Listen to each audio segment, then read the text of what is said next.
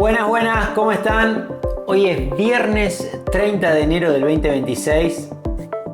Una semana que ha pasado de todo. Desde que no hablamos la última vez a esta, tuvimos de todo. Pero lo principal es que empezamos a vivir todo esto dentro de Wakeful. Porque podemos sufrir un sabotaje. Hoy, verán, estamos en otro escenario. Porque seguramente en el área que nosotros tenemos dispuesto, acá tenemos un estudio, voló la fase, no hay luz. Así que la teoría que tenemos firme, Martín me la ha validado, es que hay algún tipo de mano negra, un sabotaje que hemos recibido por alguien por parte de él. Esto no lo podemos pensar de una forma distinta. Así que organizamos hoy tipo living, modelo ahí como en los años 80, ese sketch de Olmedo con Álvarez. Sí, mi mamá por ahí la entiende la referencia. Sí, los jóvenes, vamos ahora también a pedirle al community manager que ponga acá alguna foto de la escena para poder ubicar a las nuevas generaciones, claramente. Pero bueno, de alguna manera pasó de toda esta semana, acá en Wakeful también no podemos dejar pasar. ¿Qué pasó? Bueno, lo principal es se develó el misterio, ¿cierto? Tenemos un nuevo Fed. Primero, antes que nada, le voy a dar la presentación a Martín. Bienvenido, Martín. ¿Qué tal, Oscar? Acá estamos saboteados. Saboteado, sí, pero bueno. Pero hemos grabado alguna cosita por aquí también. Pero bueno, de alguna manera se dio el misterio y fue finalmente un Kevin, uno de los dos Kevin, estaba Hassett y estaba Walsh, uno de los Kevin finalmente fue elegido, estaba el de BlackRock, Reader metido en carrera a último momento. Sí, el CIO se había metido por la ventana, al final no. Pero bueno, terminamos entre la definición de los Kevin como lo veníamos manejando acá y bueno, Kevin Walsh. Kevin Walsh, tenemos muchísimo para hablar del señor este. Creo que los mercados lo tomó por sorpresa, me parece. Era la opción más hawkish dentro de lo que era más o menos posible. Al otro Kevin era el que iba a tener una política monetaria más suelta. Era más probable que no pasase por el Congreso por muchos motivos. Entre ellos, no es un tipo de riñón de la Reserva Federal, es un economista que viene de afuera y es gente que por ahí te cuesta entrar mucho más y se lo veía muy alineado con Trump también. Iba a ser un poco difícil que pase por el Congreso. Trump optó por el segundo Kevin. Este Kevin es un Kevin más parecido a Powell, me parece. Creo que lo podemos decir así. Es un abogado, no es un economista. Es un muchacho que trabajó durante mucho tiempo en el fondo de Stanley Druckenmiller. ¿Tiene alguna relación con Bessel? Tiene alguna relación con Bessel, sí. Pero lo más importante es que, su suegro es amigo de Trump. Sí. Vamos a empezar por... Él está casado con este Kevin está casado con la hija del dueño de, no sé cómo se pronuncia, pero perdónenme las mujeres, Estée Lauder, la compañía de cosméticos. Y ese señor es muy íntimo amigo personal de Trump, así que por ahí viene la relación. El tema es el siguiente, Walsh es abogado, no viene de formación económica, bueno, Powell tampoco, Powell había roto esa tradición que traía. Ahora, a una cosa que se le agrega a Walsh, que no viene por sus trabajos académicos, no viene por algún tipo de Nobel de economía, sino que viene con otras credenciales. Es amigo de Trump. Es amigo de Trump, sí está hace pero mucho también tiempo en la Reserva Federal. No, pero también ha sido crítico con la Reserva, así que hay que ver cómo lo reciben al hombre. Ha sido muy crítico, se ha mandado, tiene unas declaraciones que han sido épicas, que ahora el Congreso se la va a refregar en la cara a todas y cada una de estas cosas que ha dicho a lo largo de los años. Lo más notable creo que del muchacho este fue... Él era muy joven durante la crisis de 2008, fue uno de los boards, si no fue el board más joven en la historia de la Reserva Federal, pegada en el palo. Y era muy jovencito cuando fue la crisis de 2008 y él estaba en el board de la Reserva Federal. Y su recomendación constantemente fue subir las tasas de interés mientras todo se destruía, que fue obviamente lo contrario a lo que terminó haciendo la Reserva Federal.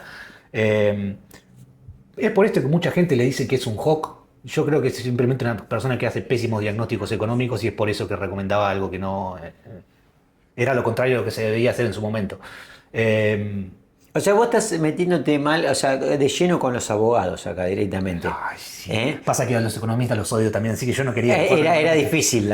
Sí, ¿no? sí. Entre abogado y economista me parece que me quedo con el abogado. Ahora, al mismo tiempo, veremos en el devenir si se cumple esta lógica de Trump. Trump salió a decir, de alguna manera...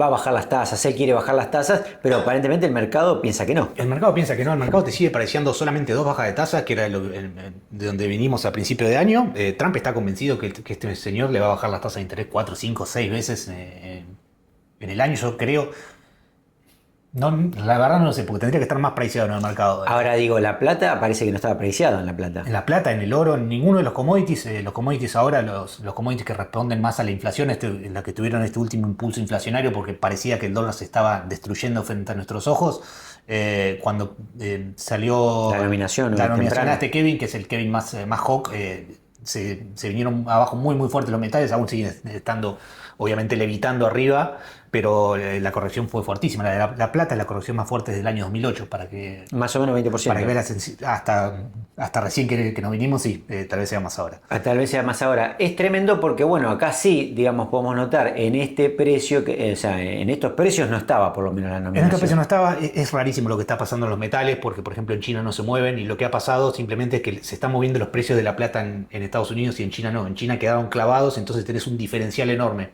Tenés la plata vendiéndose en Estados Unidos ahora no sé cuánto estará, $98 la onza, 94, y en China se sigue vendiendo a 118.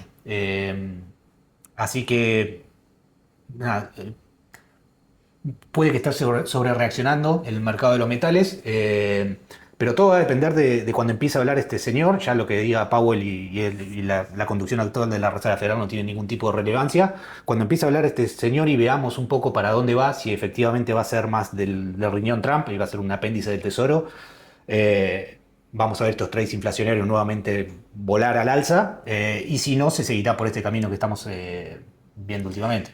Hasta ahora no hay ninguna baja de tasa por delante hasta junio. No, eso ya está descontado, la última vez, olvídate. Porque otra de las cosas que pasaron la semana, ahora nos corremos un poquito de esta, digamos, reciente nominación, es que esta semana tuvimos reunión de la Fed, ¿no es cierto? Claro, un poco lo que dice Martín. Bueno, Powell ahora es patorrengo, es decir, su figura ahora pasa a ser una figura de transición, más que a quien uno mira, ¿no? De cara a quien tiene el poder real para lo que viene. Pero un poco la lectura de lo que nos dejó la Fed en la semana, tuvimos reunión el 28-29, fue que de alguna manera el mercado laboral se lo veía estable, que las cuestiones, digamos, de crecimiento están ok, con lo cual ellos no ven por lo pronto, y esto fue 10-2, digamos, cómo fue digamos, la decisión de no tocar las tasas. Obviamente Christopher Waller, que también se sentía cómodo con el estado actual de la tasa, pero bueno, también estaba en la carrera. Sí. Probablemente quizás era el candidato más óptimo para la Fed. Bueno, votaron, digamos, en contra. Y la Fed 10-2 mantuvo tasas, y lo que ve para adelante es que el estado de situación de tasas para lo que viene, digamos, se sienten cómodos. Así que también veremos esta nominación de Warsh con el cambio que hubo reciente, cómo queda todo esto. Sí, Powell en la reunión del miércoles dijo dos cosas que a mí me llamaron muchísimo la atención. Número uno, le preguntaron por el nivel de donde estaba el dólar. Cuando fue la reunión, ahora ha rebotado un poco el dólar desde el miércoles hasta aquí. En su momento estaba 96 el DXY. Y lo que Powell dijo a mí me llamó mucho la atención. Dijo, no es macroeconómicamente relevante lo que suceda con el DXY, con el dólar. Y también algo muy parecido cuando le preguntaron por el oro. Cuando habló en su momento, el miércoles estaba más o menos $5.500 la onza, 5.300 ponele. Y dijo lo mismo, no me interesa lo que suceda con el oro. Me llamó mucho la atención. Él podría haber dicho, es tanta la presión que tiene la Reserva Federal que el mercado está empezando a descreer del dólar, algo así. Y el tipo, si bien lo podría haber hecho como para irse un poco más arriba, digamos, tuvo la humildad, la delicadeza. De decir, bueno, no tengo ganas de opinar sobre esto, y la dejó pasar. De alguna manera lo que vemos es una parte de la historia, ¿no?, de velada, que es la nominación, pero bueno, tenemos que ver cómo encaja este Kevin, un Kevin que fue muy crítico. Fue muy crítico. ¿Y qué plan tiene? Si el plan es, claro, si la Fed se va a empezar a meter con la deuda, yo creo que sí, este Kevin va a intentar meterse a hacer algo con la deuda. Pasa que no puede hacer nada desde el lado fiscal, pero algo va a intentar hacer. El plan de Estados Unidos con su monstruosa deuda, que es el elefante en la habitación y nadie sabe muy bien qué hacer. El plan que tiene Estados Unidos es básicamente bajar las tasas de interés, inflacionar un poquito, que se licúe la deuda y que el país empiece a crecer enormemente por la inteligencia artificial, y que eso haga que pases por encima de la deuda. Ese parece ser el plan, y no parece haber un plan B. Y el plan de este Kevin es ese, bajar, me parece a mí, bajar un poco las tasas de interés, licuar un poquito la deuda y confiar mucho en el excepcionalismo americano y la capacidad de crecimiento de la economía americana y que eso sea lo que termine salvando a todo, digamos. De alguna manera, yo creo que me quedo con muchas incógnitas por delante, sobre todo porque, si bien uno lo imaginaba hawkish de antemano, el hecho de que, bueno, estas relaciones personales que dominan la Fed, hay que ver cuánto respeto le tienen sus pares y hay que ver cómo encaja en todo esto, porque usted piense que tienen que liderar, ahora va a tener que liderar a todo. Y hay que llegar a consensos y también el tipo puede decir, bueno, sí, a mí me puso Trump, pero Trump se va en un año y pico y ya este año va a perder, probablemente pierda las dos cámaras sí.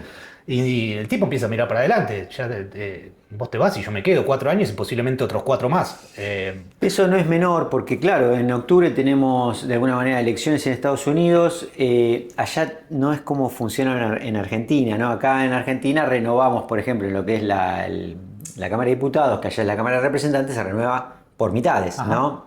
Allá se renueva completo. Y siempre, prácticamente en todos los casos, el partido del presidente pierde las midterms. Esto es histórico. Sí, y sobre todo cuando es una presidencia que hacia adentro no tiene quizás a veces lo rimbombante que es hacia afuera, ¿no? Hacia el comercio, hacia las políticas exteriores. Hay una idea siempre de que los segundos mandatos son más de política exterior que hacia adentro. Cierto. Con lo cual veremos cómo lo toma. Pero bueno, son todos temas que acá tendremos que seguir. Hacia adentro lo que está haciendo Trump es muy gracioso lo que está haciendo, porque me parece lo que está intentando hacer es, bueno, ¿cuáles son los problemas más apremiantes de la gente? E intentar solucionarlos por la fuerza. Si le dicen, bueno, la gente no puede comprar una casa porque la tasa de interés está muy alta, te dice, bueno, que Ginny Mae y Freddy... que salgan a comprar bonos, bonos que baje la tasa y hacer las cosas así a la fuerza. O si te dicen la gente está pagando mucho por la electricidad, es bueno que los data centers se construyan su propia electricidad. Y así está haciendo con todos los problemas domésticos. Son temones, entre ellos, bueno, lo del tema de la deuda me parece como lo más preocupante. Sí. Y digamos, lo que están dando, por otro lado, bueno, estas promesas que por ahora se ven incumplidas, que toda la parte de inteligencia artificial, porque esta semana tuvimos lo que fue los balances de Microsoft y Meta. Obviamente siempre que hablamos de activos en particular y no a nivel general, digamos, dejar en claro que esto no es ni recomendación de inversión ni de venta, ¿verdad? No, claro. Esto siempre consulten al asesor financiero, pero en este caso lo que queríamos marcar es que por un lado Meta cumplió, pero Microsoft tuvo su segunda mayor caída en su historia. Para mí los balances fueron prácticamente iguales, te digo, fueron muy parecidos en la esencia de ambos balances, si querés, fueron muy parecidos. La diferencia que tienen, que no es para nada menor, nosotros las pensamos como empresas parecidas a Meta y a Microsoft, decís, bueno, es una empresa de tecnología. No es así. Microsoft es una empresa de software que vende software. Meta es una empresa de publicidad, vende publicidad. Meta no vende software. Ese es el gran problema que hay. Software viene ya desde, te diría, un año para atrás, en un momento pésimo. Muy preocupante. Pésimo, preocupante, más que nada por la cantidad de dinero que están gastando. Si vos ves, yo me puse a ver el 10Q, tanto de Meta como de Microsoft. Ya la deuda off balance sheet, lo hemos hablado por aquí, la deuda que no está puesta en balance, que está puesta en notas al pie en los 10Q, ya es el doble en Microsoft lo que está off balance sheet de lo que está dentro del balance. Y en Meta es como unas 4 o 5 veces más. Claro, digo, para ponernos a todos a tiro con el tema, digo, ustedes salen los headlines, ¿no? Cuando nosotros vemos la noticia, digamos, cuando por ejemplo cerró la rueda en estos casos y salieron las noticias, ahí tenemos lo principal, pero después está justamente el thank you que dice Martín, en donde está el detalle, ¿no? El balance propiamente dicho, que en este caso es Q porque es por quarter, y después es el K que es el anual. Uh-huh.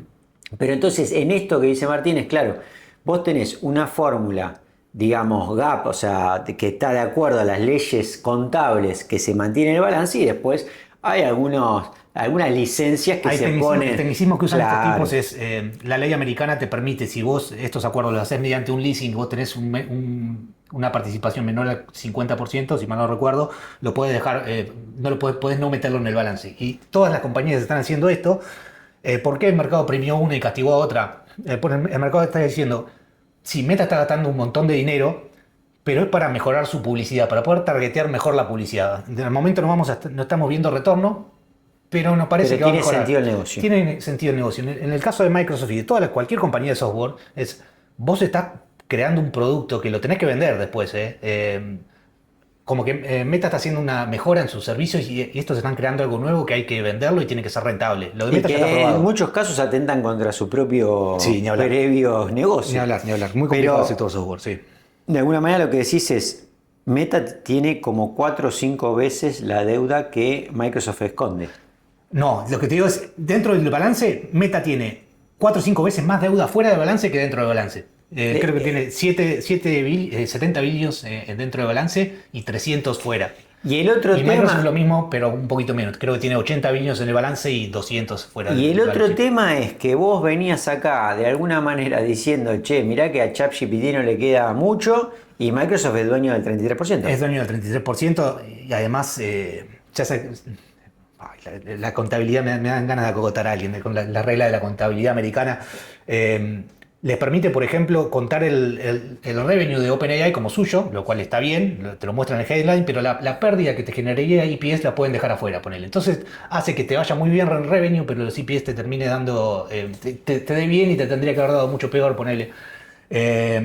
Y sí, OpenAI tiene lo que va a suceder es que los modelos de chat se están comoditizando, van a terminar siendo todos muy similares y van a terminar compitiendo por precio y ahí OpenAI no tiene nada que hacer, Google te va a pasar por arriba. La esperanza que tiene OpenAI, supongo, va a ser por el lado de las APIs, que puedan vender APIs y cosas así, pero si van por el lado del chatbot, está muerto. Esto queríamos dejar planteado porque otra de las noticias, además de lo de Watch que fue hoy, la de la Fed de esta semana, importantísimo, eran estos balances. Porque claro, estos balances de alguna manera también jugaron en el mercado. Absolutamente, y van a ser muy mirados de acá a lo que resta del año. Hasta ahora viene siendo más o menos una continuidad de lo que vivimos el año pasado. Recordemos, las cosas no cambian mágicamente porque el calendario pasa de 31-1. Software súper débil. Dentro del sector hay muchas compañías que están haciendo muchísimo dinero, como Micron o SanDisk, por ejemplo, que son las que venden memoria RAM. Hay inobjetable todo. Y bueno, es esto, hay sectores que están haciendo mucho dinero y hay sectores que están perdiendo muchísimo dinero. Me recuerda mucho a lo que fue el boom del shale en Estados Unidos y cómo, es para otro día la charla, pero cómo se están pareciendo mucho las tecnológicas a lo que fue el boom del shale en Estados Unidos. Pasaron de ser compañías súper rentables a compañías que gastan mucho dinero con una promesa de futuro que no sabemos si llegará. En otro orden de ideas, siendo con los commodities, bueno, digamos los metales que venían con el rally, que se frenó y veremos si continúa, tenemos en la parte del petróleo, porque el petróleo también tocó unos saludables 65, pero por otro lado, digamos, estamos viendo si ese conflicto con Irán progresa o no progresa, porque de alguna manera el precio fue un poco en ese tándem, ¿verdad? Sí, el commodity del que nadie esperaba está teniendo un muy buen año, la verdad, el petróleo. En este caso parece ser de la mano de las tensiones ahí en el área del Golfo. Estuvo, no sé, Irán haciendo ejercicios en el estrecho de Hormuz, cosas que hacen siempre que se sienten amenazados. Estados Unidos está mandando la flota esa enorme que tenía en el Caribe, está yendo entera hasta para allá de vuelta. Y voy a decir lo mismo que con Venezuela, no la van a llevar a pasear. Tal vez sea por una demostración de fuerza, algo así. Irán no es Venezuela, es algo mucho más complicado. No es que te vas a meter así, vas a sacar al señor, al ayatollah de los pelos. Pero sí, todo indica que se viene. Todo indica que se viene en la zona. Hay por lo menos un tema para seguir ahí, porque obviamente, digamos, en un año de elecciones, lo veníamos mencionando recién, no sé si Trump lo más conveniente es que el petróleo se le vaya por las nubes. No, para así nada. que me parece que ahí también tiene un tire y afloje, ¿no? Como en otros órdenes de Sí, idea. él tiene su plan para eso, es Venezuela. Si la pudro en algún lado, sacaré petróleo de Venezuela. En el caso de Venezuela también tuvimos novedades, porque aparentemente Delcy, parece que le dicen Delcy la Fea, ¿no? Delcy la Fea Rodríguez, parece que también estuvieron haciendo los deberes, ¿no? Según Trump menciona que es una buena chica, ¿no? Que está cooperando de alguna manera y pusieron algún tipo de normativa en la cual, esto no lo hablamos, pero en la cual de alguna manera el petróleo, primero, que hace una apertura al mercado no menor, pero también que gran parte de ese petróleo, digamos, iría a vender a Estados Unidos. Abre la puerta a la inversión extranjera, cosa que está cerrada hace décadas. Y sí, el plan, la verdad, sigue todo sobre ruedas. Esto va a llevar años, pero el plan me parece que está clarísimo y está encaminado. Vamos a ver si funciona. El papel resiste todo. Vos podés abrir tu economía, sí, sacar toda la ley que quieras, pero hay que ver cómo funciona en la práctica y si las petroleras tienen ganas De tomar esos riesgos. Hoy en día las petroleras son lo que eran las tecnológicas antes, es lo mismo que hablábamos. En su momento, antes las compañías tecnológicas eran increíblemente rentables y invertían muy poco dinero. Hoy son muy poco rentables e invierten mucho dinero, y las petroleras al revés. En su momento eran poco rentables porque invertían muchísimo dinero, hoy son muy rentables pero invierten poco dinero. Y no están dispuestos a ponerse a financiar proyectos así nomás. Tiene que ser algo muy seductor. Es una oportunidad increíble el petróleo venezolano, por supuesto, pero tienen que estar dadas las condiciones. Si las condiciones están dadas, el sector petrolero americano te va a apoyar. Lo otro que dejó la semana, bueno, fue el foro de Davos. De alguna manera lo que vimos ahí es como que Canadá se empezó a alinear con la Unión Europea, ¿no? Y con China mucho. Trump no solo lo amenazó fuertísimo, sino que esto fue ayer o anteayer, le puso tarifa de 100% a Bombardier, la empresa canadiense de aviones, porque dice que ellos no les certifican el Gulfstream, un avión americano. Así que está súper tirante la situación con Canadá. Lo habíamos dicho la otra vez, parece que Canadá quiere acercarse un poco a China, alejarse un poco de Estados Unidos. Estados Unidos no lo va a dejar ir así nomás. Le va a hacer parir sangre, sudor y lágrimas para Canadá. Yo creo que hay un tema, porque tenemos también la renovación del Tratado de Libre Comercio con México y con Canadá, y por otro lado con México está la presión no menor, porque México es el único que hoy le está sosteniendo a Cuba vendiéndole petróleo. Perdón, entonces, de alguna manera. No sé si lo viste, sí, se cortó hoy. Que exactamente, digo, ahí por otro lado presionando a México para que no. A nadie. No lo que dijeron es nadie más le vende petróleo a Cuba.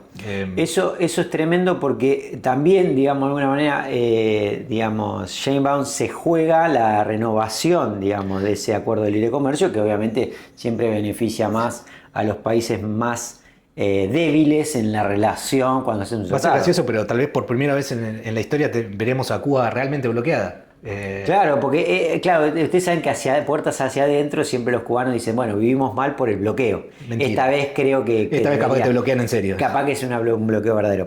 Así que de alguna manera, yo lo que me comprometo, digo, primero que nada, dejamos acá estos puntos tratados. Me parece que acá dejamos lo principal que dejó la semana. Yo me comprometo a hacer también después un foco más en China, porque habíamos visto el fin de semana hasta, digamos, rumores de golpe de Estado. De golpe de Estado. Me parece un montón, pero sí dice Martín que de alguna manera tuvimos. Pasó algo, la información, claro, más en estos casos y en China, es increíblemente opaca. No, totalmente. Pero sí que rodaron muchas cabezas, metafóricamente, digo metafóricamente porque tranquilamente podría haber sido real, sí, es literal, pero rodaron muchas cabezas de la cúpula militar. Así que eso me parece como interesante para decir. Hoy no tenemos el tiempo ni la información, pero lo iremos trabajando también en lo que va, porque bueno, es, digamos, China uno de los otros grandes actores que está jugando hoy en la geopolítica, y que bueno, y que obviamente cada uno de estos movimientos influye en lo que nosotros seguimos, que son los mercados. Así que vamos a tener un pequeño receso la semana que viene, pero ya el otro estamos firmes de nuevo.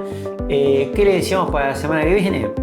Bueno, lo que le decíamos siempre, que sea una semana llena de ruedas, que lo llenen de alegría, y bueno, cualquier cosa, saben, como siempre estamos en contacto. Les mandamos un gran abrazo y buen fin de semana para lo que resta.